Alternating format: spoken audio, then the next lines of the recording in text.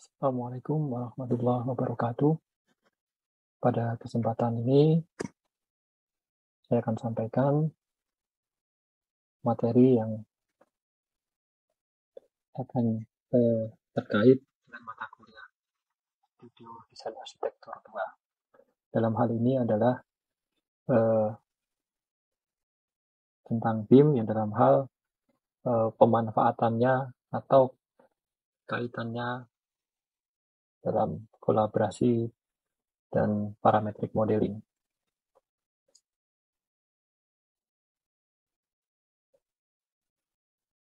Nah, pada kesempatan ini saya akan bagi menjadi 3 bagian. Yang pertama tentang BIM itu sendiri, khususnya terkait dengan teknologi, kemudian BIM collaboration, dan yang ketiga adalah BIM parametric modeling di ArchiCAD. Jadi materi ini mudah-mudahan bisa menjadi awal, ya, memberikan gambaran awal ketika nanti teman-teman akan mencoba menerapkannya di dalam kasus Studio Desain Arsitektur 2 ini. Karena perlu diketahui bahwa BIM yang kita pakai adalah atau software yang kita pakai adalah secara umum kita menggunakan ArchiCAD. Jadi dalam hal ini saya akan coba mengaitkan, ya, sumber yang ada di laboratorium TAP ini sendiri, ya. Jadi kita juga memiliki software Rhino yang mungkin nanti teman-teman juga nanti bisa mencobanya untuk mengembangkan desain itu sendiri. Secara umum, ya, teman-teman sudah mengenal apa itu BIM, ya, walaupun itu sebagai sebuah pembuatan model gitu, ya, tapi saya yakin dengan proses yang sudah dilakukan sekian semester, nampaknya pemahaman BIM, penguasaan BIM juga dalam hal ini makin lama tentu saja sudah mengalami banyak kemajuan, ya, sehingga harapannya juga eksplorasi penggunaan BIM ini akan menjadi lebih matang dari waktu ke waktu. Jadi ya, ini adalah kenapa kita sekali lagi perlu memberi pemahaman tentang BIM, karena BIM ini tidak hanya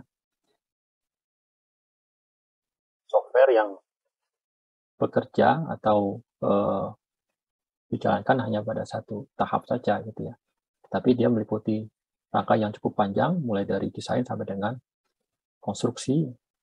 Bahkan BIM semakin kompleks rancangan, maka akan semakin banyak orang-orang yang terlibat gitu, ya, dengan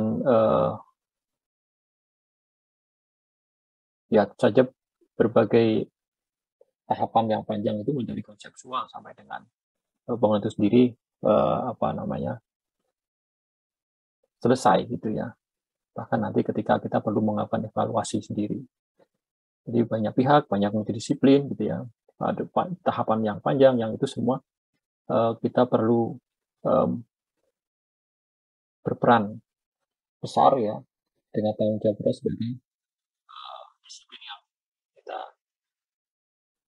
miliki, dalam hal ini kita sebagai arsitek misalnya seperti itu. Nah, BIM saja dia akan berkembang terus gitu, ya. Dalam hal ini pengertiannya dengan adanya teknologi yang mendorong atau yang ikut, ya, di dalam mengembangkan BIM ini sendiri, maka dari sisi teknologi BIM bisa dipahami dalam 6 istilah kunci gitu, ya.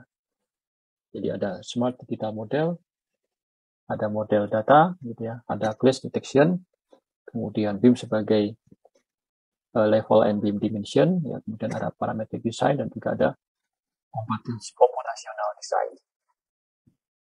Ya, pengertiannya smart digital apa? Ya, tentu saja dia mempunyai kemampuan ya, untuk menghasilkan model virtual, kemudian yang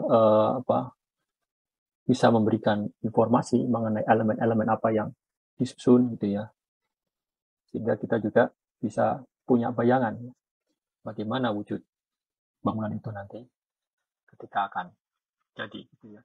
Kemudian model data ya, karena ada informasi yang ada di dalam setiap elemen itu ya, maka dia memiliki kemampuan ya, untuk menghasilkan informasi misalnya tentang biaya bangunan gitu ya, kemudian gambaran tentang berapa lama waktu dari bangunan ini dikerjakan, sama dengan mungkin juga dengan energi yang akan dibutuhkan gitu ya. Kemudian yang berikutnya adalah tentang class detection. Tadi disampaikan bahwa BIM melibatkan banyak disiplin ilmu, sehingga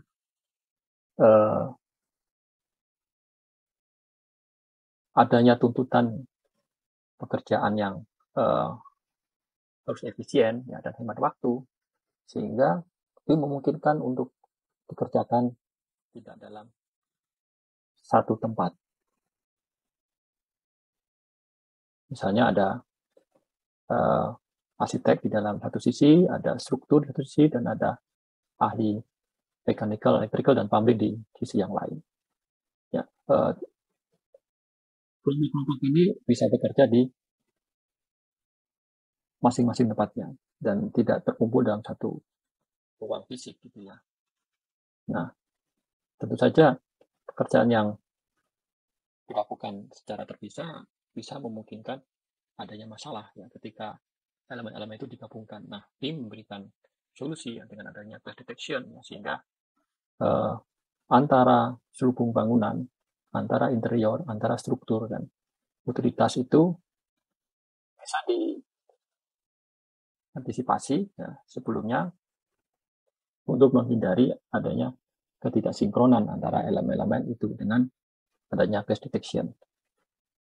Nah, kemudian BIM levels dan BIM dimensions ini terkait dengan tingkatan. Gitu ya. Tingkatan BIM ini akan dipakai gitu ya untuk kepentingan apa misalnya gitu ya. Jadi mulai dari tahapan misalnya konseptual ya, desain, sampai dengan gambar konstruksi gitu ya. Jadi kita dapat mengkategorikannya atau mengelompokkan sesuai dengan tahapan-tahapan apa yang akan kita pakai ya penggunaan BIM ini dalam proses tersebut. Kemudian yang kelima tentang parametrik desain. Nah, di sini adalah BIM saat ini sudah mulai terbuka gitu ya. Jadi dalam hal ini terbuka, BIM memberikan peluang ya, karena BIM adalah basisnya ada sebuah proses ya, mulai dari konsep sampai dengan konstruksi, sehingga bisa terlibat di dalam proses desain gitu ya, dan bisa langsung menyajikan informasi yang penting untuk elemen-elemen tersebut ya. Sehingga software BIM sekarang sudah mulai memberikan plugin atau add-on yang bisa mendukung atau mensuplai kemampuan itu sendiri. Kemudian selain itu juga ada compositional design ya. Dalam hal ini ketika kita ingin mengeneratif objek gitu ya, atau elemen ya, atau mungkin juga kita ingin melakukan simulasi ya, terhadap rancangan yang menggunakan BIM kita, maka compositional design di sini juga bisa masuk di dalam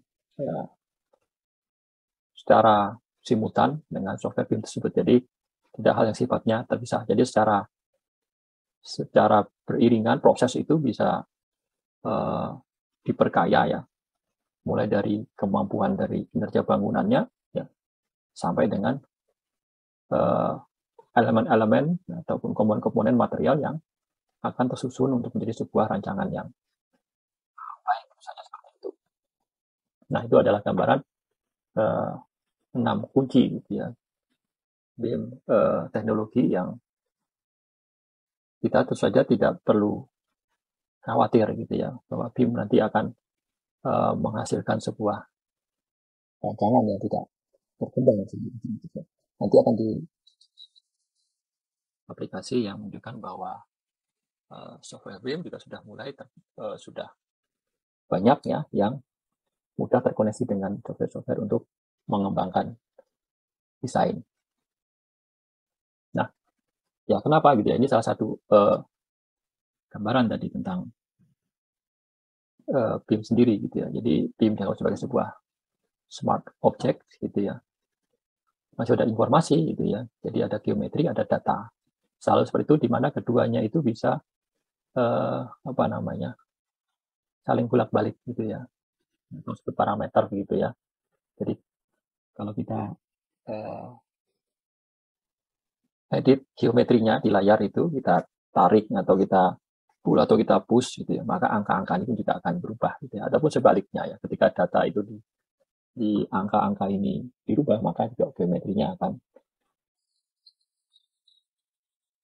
adalah salah satu keunggulan dari BIM yang itu sendiri juga nanti akan terlihat ya, ketika kita akan memberikan parameter pada parametric model di dalam BIM sendiri. Ya, berikutnya adalah BIM sebagai software untuk kolaborasi. Jadi ya di dunia sudah dikenal namanya Open BIM ya.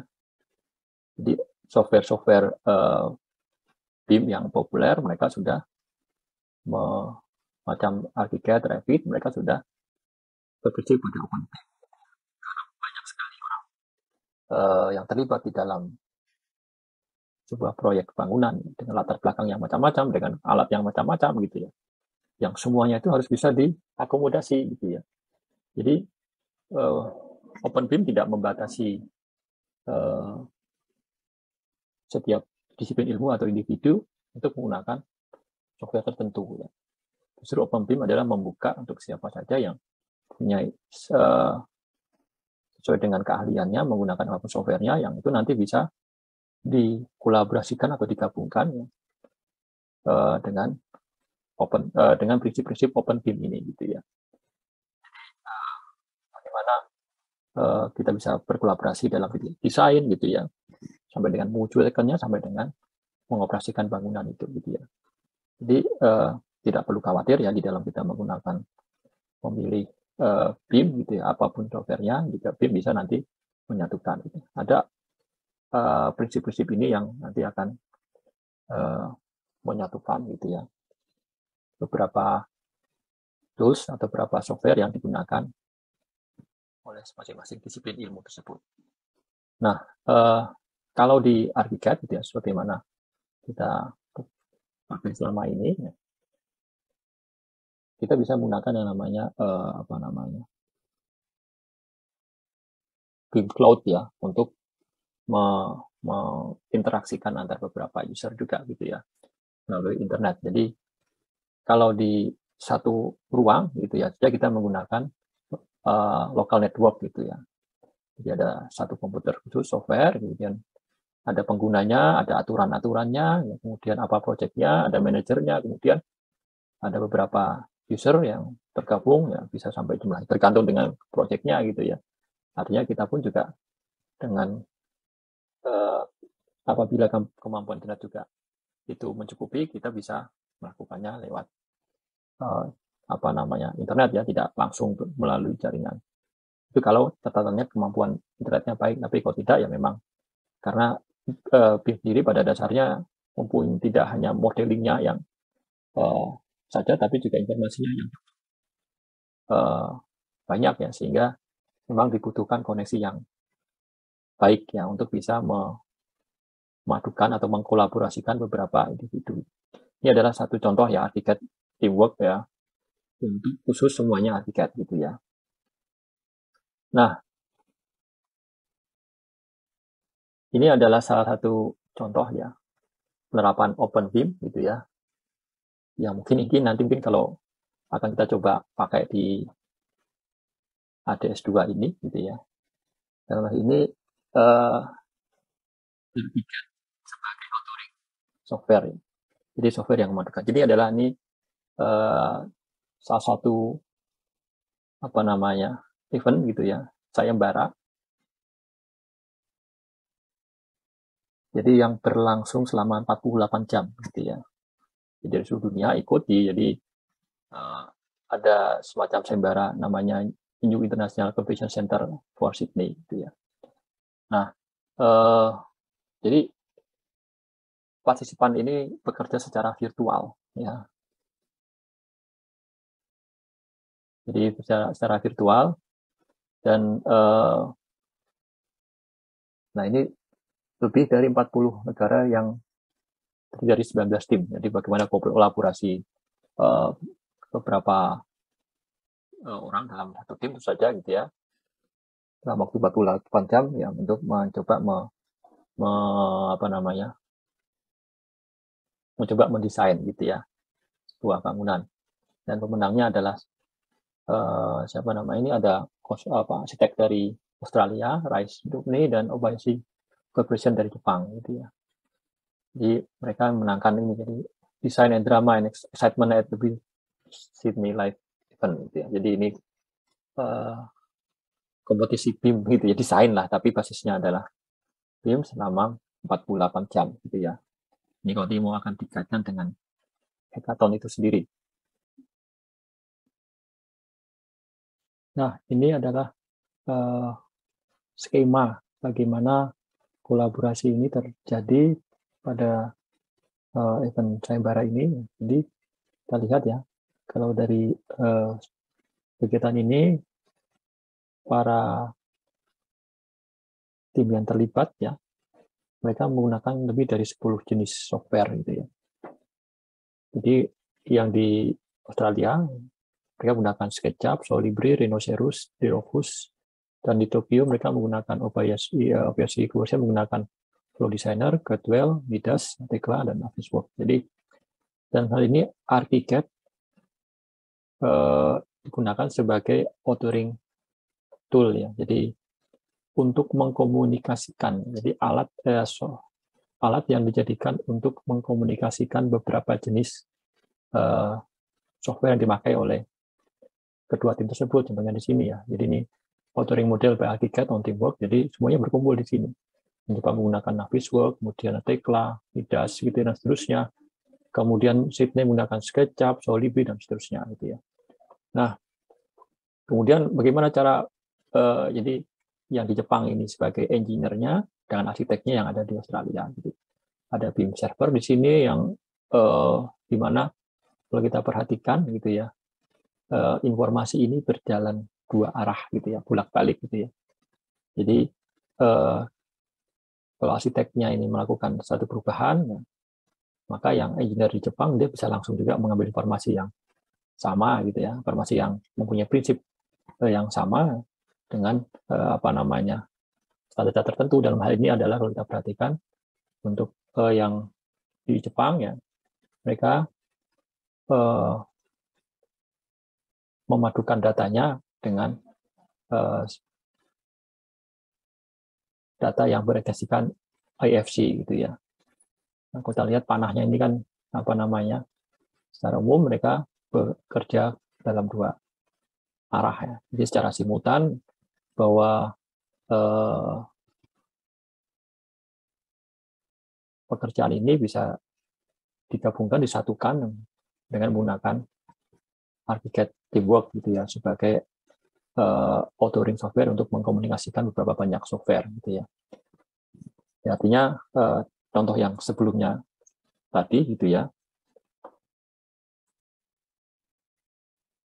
Kalau ini adalah sama-sama ArchiCAD gitu ya. Nah, dengan ini adalah banyak software bisa dijadikan dikolaborasikan dalam sebuah produk desain yang bisa menghasilkan informasi yang lengkap ya dari berbagai macam disiplin ilmu. Nah, tentang kolaborasi yang berbasis semuanya ArchiCAD, dari modelingnya sampai dengan authoring tool-nya untuk memadukannya,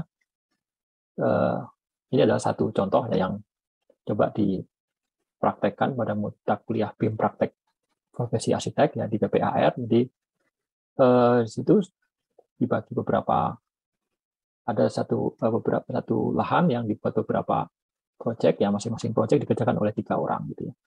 Nah, kemudian dikumpulkan dalam satu buah komputer server, sehingga mereka dapat bekerja secara simultan sebanyak 12 orang gitu ya. Jadi warna-warna ini menunjukkan warna dari tiap-tiap individu yang terlibat. Jadi kelihatan gitu ya, ini punya siapa objeknya. Kalau kemudian objeknya itu tidak pada tempatnya, itu juga akan ketahuan gitu ya. Jadi itu bisa untuk bisa mengontrolnya gitu. Ya saja ini contoh yang paling sederhana ya, ketika kita ingin mengkolaborasikan sebuah pekerjaan yaitu dari beberapa anggota tim ya, dengan berbasis software ArchiCAD. Oke. Nah, kemudian bahasan berikutnya kita akan membahas tentang parametric modeling gitu ya. Jadi kenapa akhirnya parametrik itu modeling masuk ke BIM ya, karena mungkin selama ini untuk memecah gitu ya, atau membantu ya supaya pengolahan bentuk ya, modeling konsep bentuk yang diolah di dalam ArchiCAD ini bisa dieksplorasi dengan maksimal gitu ya, sehingga penggunaan BIM ini bisa juga untuk penggunaan parametrik modeling di dalam BIM ini juga bisa untuk memecah tadi kekakuan bentuk gitu ya, dan juga mungkin memberikan variasi bentuk yang cukup banyak ya di dalam rancangan arsitektur khususnya gitu ya. Nah, baik yang dia sifatnya adalah add-on atau dia sifatnya adalah plugin gitu ya, yang semuanya itu bisa kita langsung bisa kita lihat, kita rasakan bagaimana perubahan yang terjadi ketika kita menggunakan parametric modeling di dalam BIM itu sendiri gitu ya. Artinya dengan menggunakan parametrik, eksplorasi bentuk jadi lebih berani, tapi informasi yang di dalam informasi sendiri itu elemennya masih bisa langsung tertanam di dalam elemen tersebut. Nah, antara BIM dengan parametrik dan ini dipahami sebagai algorithmic design ya, bagaimana kedudukannya dalam proses desain dari konsep sampai dengan konsep dokumen. Jadi algorithmic design atau parametrik itu bisa masuk mulai dari konsep sampai dengan selama gitu ya, selama proses desainnya masih memungkinkan untuk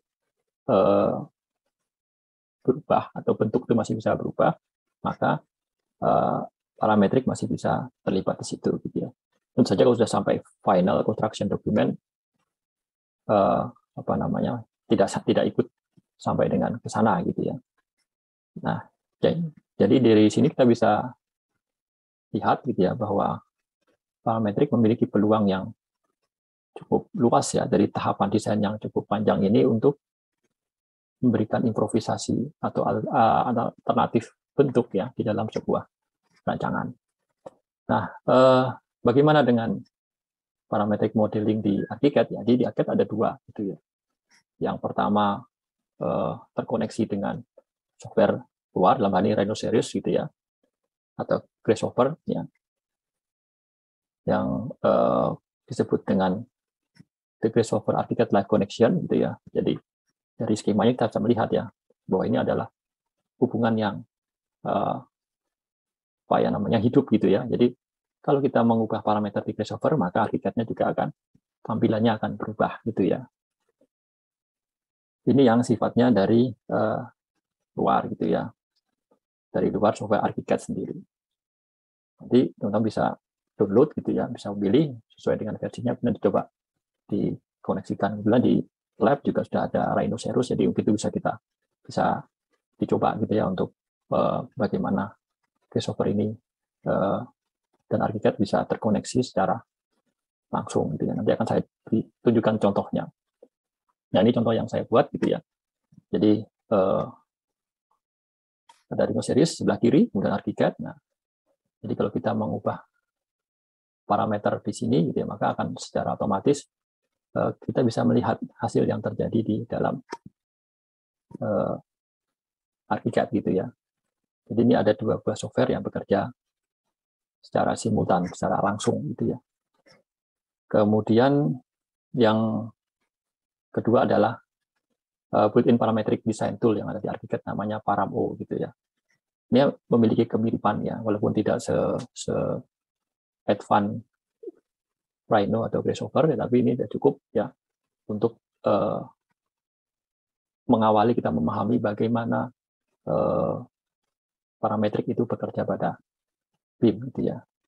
Jadi yang pertama apa kelebihannya ya, dia karena sudah built-in ya di ArchiCAD, kemudian mudah untuk dipelajari gitu ya, interface-nya sudah grafik yang cukup jelas gitu ya. Kemudian work with nodes, artinya ada beberapa, kita bisa mengolah beberapa komponen gitu ya dengan mengacu pada titik, kemudian kita bisa lihat real time 3D preview, kemudian tadi ya kalau kita mengubah di jendelanya parametriknya itu, maka akan di layarnya ArchiCAD juga akan terlihat perubahan gitu. Yang terakhir bahwa objek yang kita buat itu akan secara otomatis akan nanti masuk ke dalam library parts-nya di ArchiCAD sendiri. Nah, jadi di situ sudah otomatis kita bisa masukkan bagaimana bentuknya, atributnya tadi ya. Atribut itu misalnya warna garis, kemudian materialnya seperti apa, surface-nya gitu ya. Kemudian operasinya, pembentukannya itu juga bisa secara matematis gitu ya. Ada beberapa rumusan atau perintah-perintah matematis, kemudian ada juga transformasi bentuknya, apakah dia diputar dan seterusnya sampai dengan Boolean operation-nya. Jadi ini salah satu kemudahan yang ditawarkan oleh ParamO. Gitu. Jadi dalam hal ini kita tidak perlu menginstal Rhino atau Grasshopper. Nah, ini ada objek yang saya coba buat ya, ini pakai ParamO gitu ya. Kemudian yang tadi ini pakai Grasshopper ArchiCAD Live Connection gitu ya. Oke, saya akan coba tunjukkan ya bagaimana kedua jenis modeling parametric modeling ini, baik yang sifatnya add-on ataupun sudah built-in di dalam ArchiCAD ya.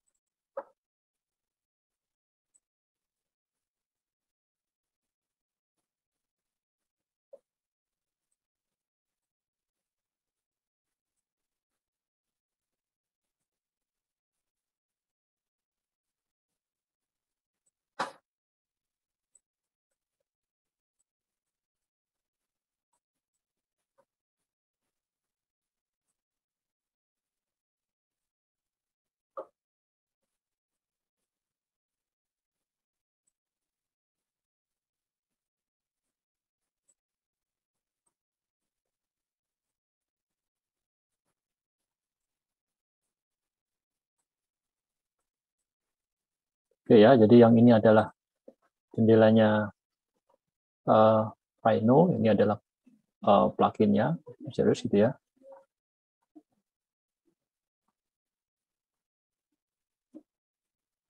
Nah, yang ini adalah apa nih, connection-nya gitu ya.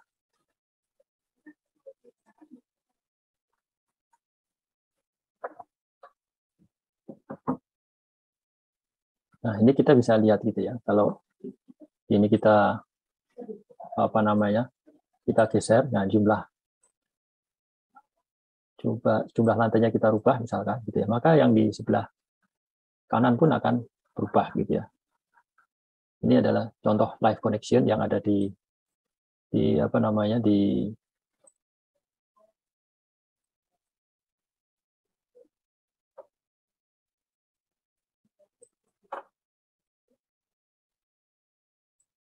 yang ada di ArchiCAD, dan ini adalah di Grasshopper gitu ya. Nah, kita mau berapapun ini juga selama satu sinyal live dia akan bertambah sendiri gitu ya.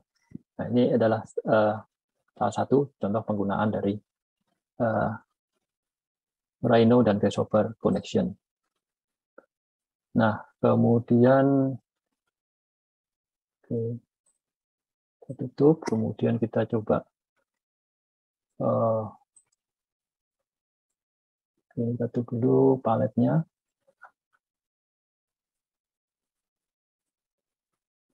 Kemudian kita coba file yang lain gitu ya.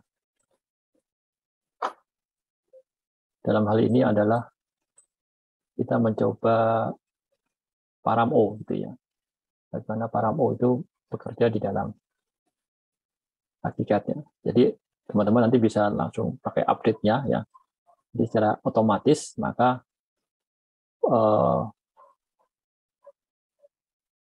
tools-nya akan masuk ke dalam ArchiCAD. Jadi kalau di sini dia maksudnya dalam sini ya. Nah, library and object, maka dia akan masuk ke Param-O Manager gitu ya.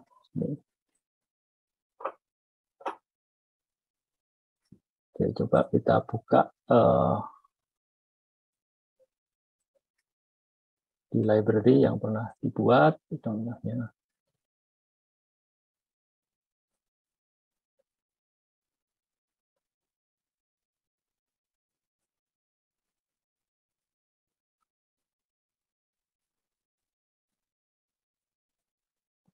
Oke.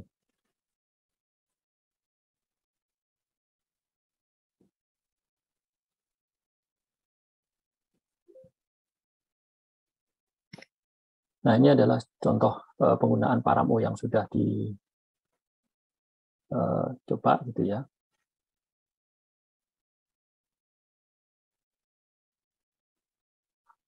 Nah, jadi ini sudah saya buat.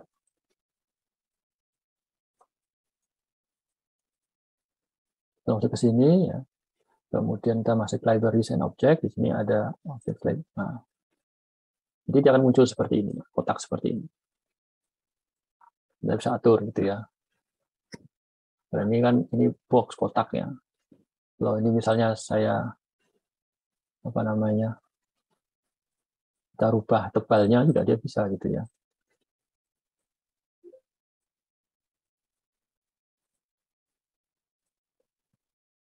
Dan juga panjang lebarnya kita bisa atur gitu ya.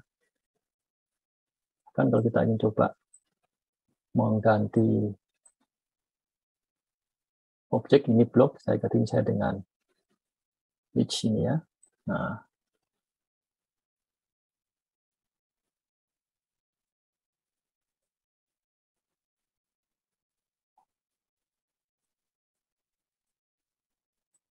coba variabelnya juga kita rubah. Oh, salah ini.